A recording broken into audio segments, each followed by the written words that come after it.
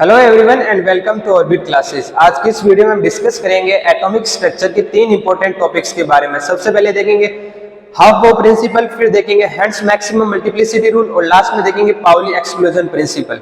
इन तीनों रूल्स को पढ़ने से पहले आपको क्वांटम नंबर के बारे में अच्छी नॉलेज होनी चाहिए। अगर आपको क्वांटम नंबर के बारे में पता है डिटेल में, तब आपके ये तीनों रूल समझ में आएंगे। अगर आपको नहीं पता तो आप सबसे पहले क्वांटम नंबर के बारे में देखो, लिंक डिस्क्रिप्शन में दे रखी है, क्वांटम नंबर के बारे में डिटेल में पढ़ा रखा है, आप वहां से देख सकते हो। तो चलिए स्टार्ट करते हैं। सबसे पहले हाफ बाउ प्रिंसिपल क्या होता है वो देखेंगे। सबसे पहले देखते हैं हाफ बाउ प्रिंसिपल। हाफ बाउ एक जर्मन वर्ड है जिसका मतलब होता है टू कंस्ट्रक्ट या फिर बिल्ड। कोई भी चीज को कंस्ट्रक्ट करना है, बिल्ड करना, जो कि एक जर्मन वर्ड है हाफ बाउ। तो इसके अकॉर्डिंग क्या है कि ऑर्बिटल्स में जब इलेक्ट्रॉन्स को फिल करेंगे तो उनको increasing order of their energy में फिल करेंगे। इस रूल के अकॉर्डिंग ये है कि इलेक्ट्रॉन्स को ऑर्बिटल्स में फिल करेंगे तो उनको increasing order of their energy में फिल करेंगे।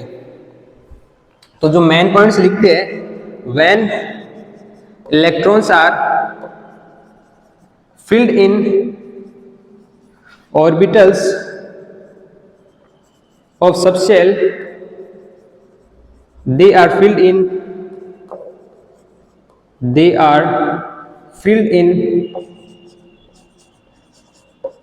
increasing order of their energy।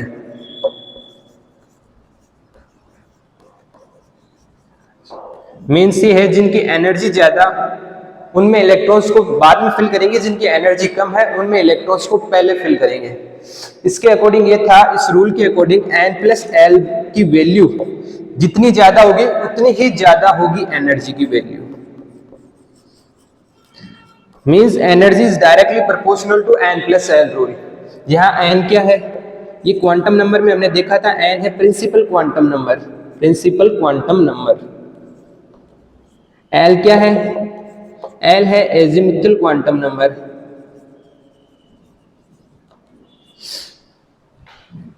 तो आपको कोई भी एग्जांपल दे, n+l की वैल्यू चेक करनी है, जिसकी n+l की रूल की वैल्यू ज्यादा होगी n+l की, उसकी एनर्जी ज्यादा होगी, मींस उसमें इलेक्ट्रॉन्स को बाद में फिल करेंगे। एक एग्जांपल से समझते हैं। एग्जांपल लेते स्केडियम, एटॉमिक नंबर 21, इलेक्ट्रॉनिक कॉन्फ़िगरेशन देखते इसकी 1s2 2s2 2p6 3s2 3p6 4s2 3d1।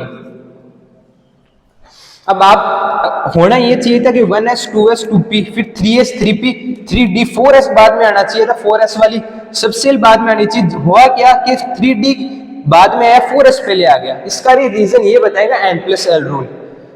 हम कैलकुलेट करते हैं n+l रूल से इन सब की एनर्जी देखते हैं। तो इसमें n की वैल्यू क्या है, n दिखाता है प्रिंसिपल क्वांटम नंबर जो रिप्रेजेंट करता है शेल को, कौन सी शेल में है। l एजिमुथल क्वांटम नंबर जो कि बताएगा सब शेल के बारे में, सब शेल के बारे में। तो n की वैल्यू यहाँ क्या है, ये फर्स्ट शेल का है तो n की वैल्यू यहाँ आ रही है 1। l की वैल्यू क्या है, एजिमुथल क्वांटम नंबर। इसके लिए क्वांटम वाली वीडियो में मैंने बताया था आपको कैसे निकालते हैं, एक बार फिर से बता रहा हूँ। S, P, D and F ये हो गए सबसेल्स। इनके लिए एजिमुथल क्वांटम नंबर L की वैल्यू क्या होगी, S के लिए वैल्यू होगी 0, P के लिए की होगी वैल्यू 1, D के लिए 2 एंड F के लिए 3। ये वैल्यू ध्यान रखनी है एजिमुथल क्वांटम नंबर के लिए आपको। ये हो गए सबशेल, सबशेल्स, ठीक है। तो अब क्या आ रही है, S की वैल्यू, S के लिए वैल्यू होगी 0, S के लिए वैल्यू, L की वैल्यू होगी 0। तो इन टोटल दोनों का सम आ रहा है टोटल 1, ठीक है। अब इसके लिए देखते हैं n की वैल्यू क्या है 2, मैं डायरेक्ट लिख रहा हूं। s की वैल्यू क्या है 0, टोटल सम आया 2। यहां देखो n की वैल्यू 2 है, l की वैल्यू p के लिए क्या है 1, 2 + 1 जो कि है 3। n की वैल्यू यहां क्या है 3, थर्ड शेल में है। और कौन सी सब शेल में इलेक्ट्रॉन s के लिए यूज करते हैं 0, एजिमुथल क्वांटम नंबर, ये भी आया 3। अब देखते हैं नेक्स्ट में n की वैल्यू है 3, p की वैल्यू क्या है, p की वैल्यू है 1, टोटल आया 4। यहाँ 4 प्लस शेल 4 है।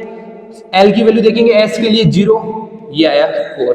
यहाँ देखेंगे 3 प्लस d के लिए यूज करते हैं 2, तो टोटल आया 5। मीन्स ये बात समझ में आ रही है यहाँ से कि जिसकी n+l की वैल्यू ज्यादा है उनमें इलेक्ट्रॉन्स को बाद में फिल करेंगे इलेक्ट्रॉन्स को उनकी एनर्जी के अकॉर्डिंग फिल करेंगे उनकी सबसेल्स में। ये आप देख पा रहे हो 1 2 3 3 4 4 5। देखने में ऐसा लगता है कि 3D पहले आएगा 4s बाद में आएगा, जबकि n+l रूल फॉलो यहां हो रहा है, 3D बाद में आ रहा है, 4s पहले आ रहा है। तो ये तो एक एग्जांपल हो गया जो कि आपको इलेक्ट्रॉनिक कॉन्फ़िगरेशन समझने में भी काफी हेल्पफुल है। अगर n+l की वैल्यू भी सेम आ जाए, अगर n+l की वैल्यू सेम आ जाए, जैसे यहाँ 3 3 4 4, तब क्या करेंगे? तब कैसे देखेंगे कि किसकी एनर्जी सबसे ज्यादा है, किसकी एनर्जी कम है। अगर ऐसा केस बन जाए तो आपको देखना है n की वैल्यू, जिसकी n की वैल्यू ज्यादा है उसकी एनर्जी ज्यादा होगी। अगर n+l रूल इक्वल आ जाए, ड्रॉ हो जाए, उस केस में आपको n की वैल्यू देखनी है। तो n की वैल्यू यहाँ देखो, यहाँ n की वैल्यू 2 है, यहाँ n की वैल्यू 3 है, तो एनर्जी के अकॉर्डिंग फिल करोगे तो 3 बाद में आएगा। ठीक है, इसके लिए मैं आपको एक ट्रिक बताता हूँ जो कि आपको n+l रूल भी नहीं लगाना पड़ेगा, आप डायरेक्ट दिमाग में याद रख लोगे इलेक्ट्रॉनिक कॉन्फ़िगरेशन निकालने के लिए। तो ये चीज आपको हमेशा याद रखनी है, n+l रूल एनर्जी के डायरेक्टली प्रोपोर्शनल है। और n+l रूल ड्रॉ हो गया, अगर n+l रूल ड्रॉ हो गया तो आपको n की वैल्यू देखनी है, फिर जिसकी n की वैल्यू ज्यादा उसके लिए एनर्जी की वैल्यू भी ज्यादा होगी। तो आपको याद क्या रखना है, 1s 2s 3s 4s 5s 6s 7s, फिर f ब्लॉक स्टार्ट हो जाता है, ये s ब्लॉक के हो गए, फिर 4f 5f, फिर 3d 4d series 5d series 6d series, फिर p ब्लॉक आता है। 1p कभी नहीं होता, स्टार्ट होता है 2p से, 2p 3p 4p 5p 6p and 7p। ये चीज आपको याद रखनी है। अब देखिए, जब मैंने इलेक्ट्रॉनिक कॉन्फ़िगरेशन आपको सिखाया था, उस वीडियो में भी मैंने ये बताया था कि आपको इलेक्ट्रॉन्स में एनर्जी के अकॉर्डिंग फिल करना है। तो सबसे पहले 1s आएगा, फिर 1s से ज्यादा किसकी एनर्जी है, 2s, ऐसे फॉलो होता जाएगा ये वाला टर्म्स ऐसे, फिर 2s, फिर 2p, फिर 3s, फिर 3p, फिर 4s 3d 4p, फिर 5s 4d 5p, ऐसे आगे चलता जाएगा। 6s 4f 5d, ऐसे कंटिन्यू आगे चलता जाएगा ये। तो आप देखोगे कि ये सब सेल्स है, इनके अंदर अपन को इलेक्ट्रॉन्स को फिल करना है। तो इस ऑर्डर में फिल करेंगे, पहले जिनकी एनर्जी कम है उनमें फिल करते जाएंगे, जैसे जैसे एनर्जी इंक्रीज होती जाएगी बाद में उनका नंबर आएगा। तो यहाँ n+l रूल फॉलो हो रहा है इन सब में। अब इलेक्ट्रॉनिक कॉन्फ़िगरेशन जब भी लिखो तो पहले 1s, फिर 2s, फिर 2p, फिर 3s 3p, 4s 3d 4p, फिर 5s 4d। ठीक है, 5s पहले आएगा, 4d बाद में आएगा। यहाँ भी ये हो रहा है कि 4s पहले आ जाएगा, 3d बाद में आ जाएगा। n+l रूल फॉलो हो रहा है यहाँ, जो कि मैंने आपको लास्ट एग्जाम्पल में बताया था। यहाँ n की वैल्यू क्या है, 1 है, l की वैल्यू 0 है, तो टोटल यहाँ से आ रहा है 1, यहाँ से 2 + 0 2, यहाँ से 2 + p की वैल्यू क्या थी, अभी एजुमिथल क्वांटम नंबर के l की वैल्यू बताई थी, s p d and f। l की वैल्यू क्या क्या आएगी, s के लिए 0 1 2 3, ये वाली टर्म्स आपको यूज करनी है। तो यहाँ क्या आएगा, 2 + 1 3, 3 + 0 जो कि है 3, 3 + p के लिए 1 जो आएगा 4, 4 + s के लिए 0 4, 3 + 2 d के लिए 5, यहाँ आएगा 4 + p के लिए 5, p के लिए 1 होगा, 4 + 1 5, 5 के लिए 5 + s के लिए 0 तो 5 ही आएगा, 4 + d के लिए यूज हो रही है टर्म 2, तो 4 + 2 6। तो आप देख पा रहे हो, आगे से निकालोगे तो देखो एनर्जी की n+l, जैसे जैसे n+l की वैल्यू इंक्रीज होती जा रही है, जिनके लिए जैसे इसके लिए s आ गया तो इसकी एनर्जी सबसे पहले लिखेंगे। ठीक है, तो ये टर्म्स आपको याद रखनी है। अब आगे बढ़ते हैं।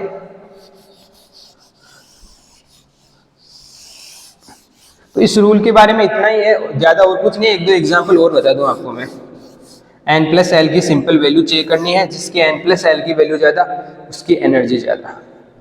जैसे ज्यादातर क्वेश्चंस आते हैं वो कैसे आते हैं कंपटीशन एग्जाम में, आपको दिया होगा चारों quantum number n l m s, ये सारे क्वांटम नंबर्स है, इनकी वैल्यू दे रखी होगी। से एन की वैल्यू 3 दे दी, एल की वैल्यू 2 दे दी, एम की वैल्यू -½ दे दी, एस की वैल्यू स्पिन दे दी +½ ऐसे।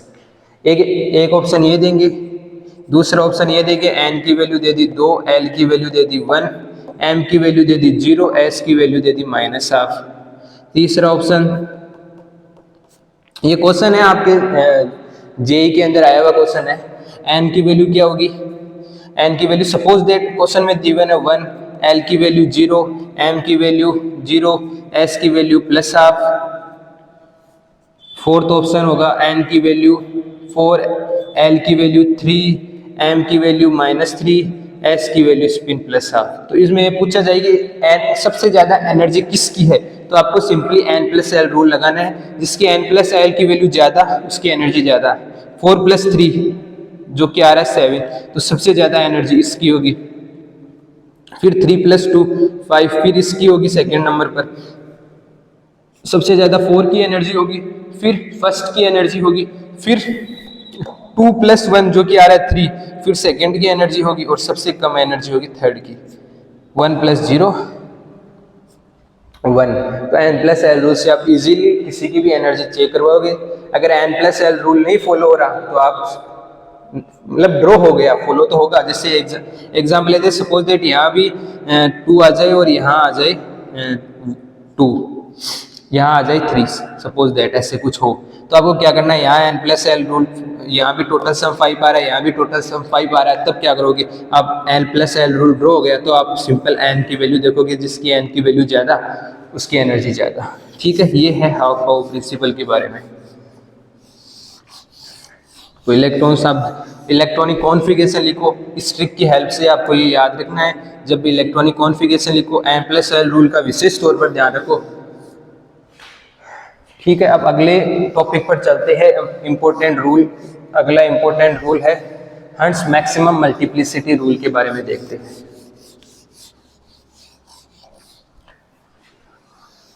अगला रूल है हर्ट्ज मैक्सिमम मल्टीप्लिसिटी रूल।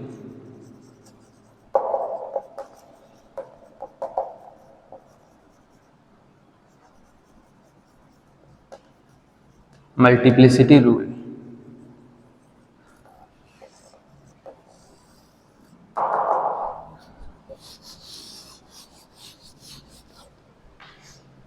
इस रूल में क्या होता है, हर्ट्ज मैक्सिमम मल्टीप्लिसिटी रूल में जो हम ऑर्बिटल्स के अंदर इलेक्ट्रॉन्स फिल करते हैं, उनमें पहले हाफ इलेक्ट्रॉन्स को फिल करेंगे, फिर ही जाके पेयरिंग होगी, वो भी अपोजिट स्पिन के। इस रूल के अकॉर्डिंग ये है। मींस एग्जांपल लेते हैं, एग्जांपल समझते हैं, फिर इसकी डेफिनेशन पर जाएंगे। एग्जांपल लेते हैं, जैसे P4 की बात कर रहे हैं, तो P के में कितने ऑर्बिट्स होते हैं, 3 ऑर्बिट होते हैं। ठीक है, अब 4 इलेक्ट्रॉन को फिल करना है, ऐसे कभी नहीं करना 4 1 2 3 4 ऐसे फिल कर दिए, या फिर ऐसे सेम स्पिन के, ऐसे कभी नहीं करना।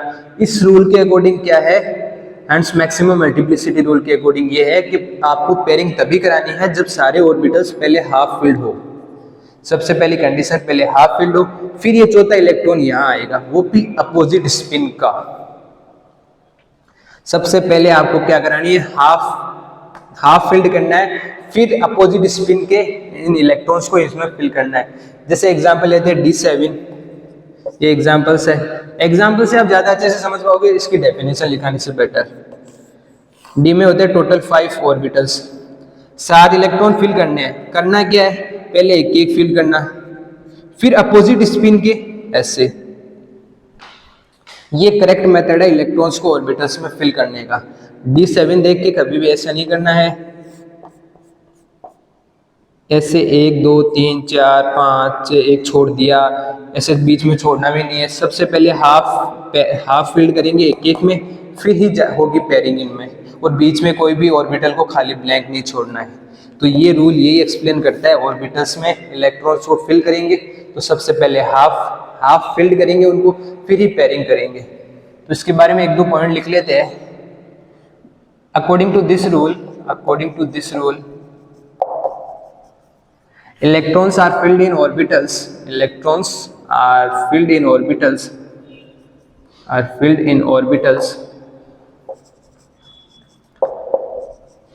orbitals according to this rule that electrons are filled in orbitals that first we have to do half filled the orbitals, half filling करानी है अपन को पहले, सबसे पहले हाफ फिलिंग कराएंगे, then only pairing of electrons is possible, then only pairing of electrons is possible। इस rule के according ये है कि सबसे पहले ऑर्बिटल्स में एक एक इलेक्ट्रॉन्स को फिल करेंगे, फिर ही पेयरिंग कराएंगे। एग्जांपल एक और लेते हैं, एफ ऑर्बिटल के लिए, एफ में होते हैं टोटल F10 ले लेते हैं, एफ में होते हैं टोटल 7 ऑर्बिटल्स, 7 ऑर्बिटल्स होते हैं। हमको 10 इलेक्ट्रॉन्स को फिल करना है, कैसे करेंगे? 1 2 3 4 5 6 7 8 9 10 इस तरह से। पहले क्या किया, सब में एक एक इलेक्ट्रॉन्स को फिल किया, फिर जो बचे बाकी के इलेक्ट्रॉन्स, 3 इलेक्ट्रॉन बच के, उनको अपोजिट स्पिन में इन ऑर्बिटल्स में फिल किया। तो ये है हेंस मैक्सिमम मल्टीप्लिसिटी रूल, जो कि काफी इजी है, लेकिन पेपर में इसके बारे में काफी क्वेश्चन आते हैं आपके सारे कंपटीशन एग्जाम्स में। ठीक है, अब लास्ट में चलते हैं पाउली एक्सक्लूजन प्रिंसिपल पर। ये तीनों जो रूल है एटॉमिक स्ट्रक्चर के, काफी इंपॉर्टेंट है। ये है बहुत ही बेसिक से रूल्स, समझने में काफी इजी है, बट पेपर में अक्सर गलतियां कर देते हैं स्टूडेंट्स।